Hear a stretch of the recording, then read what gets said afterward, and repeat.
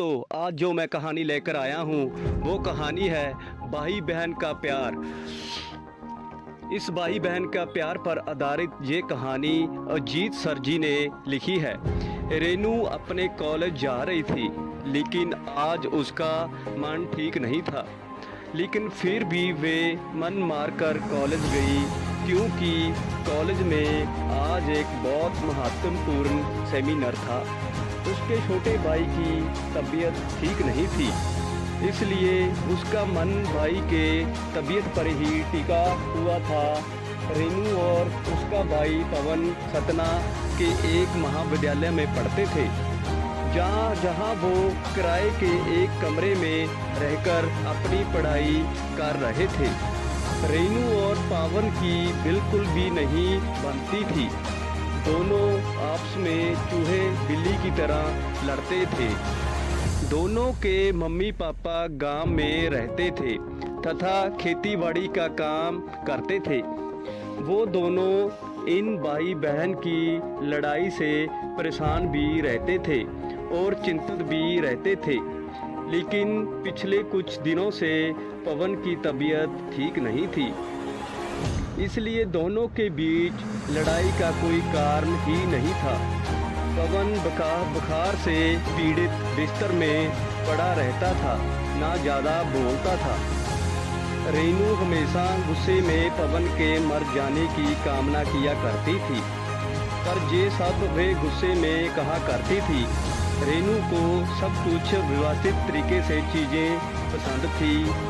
पवन एक तो घर में सबसे छोटा और लाडला था तथा लापरवाह भी था, जिसकी वजह से कमरे में चीज़ें जहां से वहां अव्यवस्थित कर दिया करता था और रेनू की कई काम की चीज़ें गुमा दिया करता था, जिसकी वजह से दोनों के बीच में लड़ाई हुआ करती थी। कई बार रेनू गुस्से में पवन के लिए बुरा भला बोला करती थी। एक बार रेनू का पेन नहीं मिल रहा था, जिसके बाद दोनों भाई बहन की जमकर लड़ाई हुई। बाद में रेनू गुस्से में कहती है कि भगवान ये मर क्यों नहीं जाता, मेरा जीवन बर्बाद करके बैठा है। गुस्से में ऐसी बातें वे कई बार बोल दिया करती थी। पवन ये सब सुनकर मुस्कुरा देता और बहन को चिढ़ाकर भाग जाता। भाई बहन का प्यार क्या होता है इन दोनों को नहीं पता था, लेकिन जब से पवन की तबीयत खराब हुई थी, रेनू को लगता था कि उसी के अनाप शनाप बोलने की वजह से पवन की तबीयत खराब हुई है, इसलिए उसे अपने ऊपर भी बहुत गुस्सा आ रहा था। वे इस समय अपने भाई की पूरी मन से सेवा कर रही थी, जिससे वे ठीक हो जाए। इसके अलावा अब वे भगवान की पूजा भी करने लगी और कॉलेज के बगल में हनुमान मंदिर में जाकर अपने भाई की लंबी उम्र के लिए प्रार्थना करती। मंदिर के पंडित ने बताया कि बुधवार के दिन व्रत करने से जिसके लिए व्रत रखो वे स्वास्थ्य हो जाता है।